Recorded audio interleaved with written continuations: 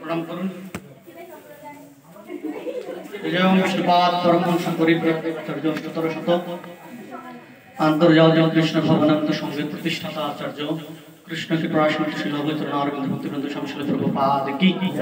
জয় জয় ওম বিষ্ণুপাদ পরমহংস পরিব্রাজকাচার্য অষ্টতর শত জয়পতি গোস্বামী মহারাজ কি জয় জয় ব্রহ্মমত গৌরী বৈষ্ণব परंपरा की जय स्वरूप गोस्वामी गण की नाम आचार्य श्री हरिदास ठाकुर की राय रामानंद वासुदेव मुकुंद श्याम शिवानंद प्रभुत्र की गंगा माई की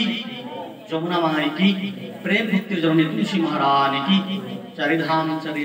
সম্প্রদায় কি জয় জয় বৃন্দাবন মথুরা নবদ্বীপ শ্রীক্ষেত্র ধাম কি জয় অনন্ত কৃষ্ণ ভক্ত বৃন্দ কি প্রেম से कहो श्री कृष्ण चैतन्य प्रभु नित्यानंद श्री अद्वैत गदाधर सर्वश्री गौर भक्त वृंद की श्री गौर पंचरत्न श्री श्री जगन्नाथ देव सुब्रह्मण्य श्री राधा माधव शुभ संध्याकालीन आरती कीर्तन की आरती उपस्थित समवेत भक्त वृंद की हरिनाम संकीर्तन की माधवती तिथि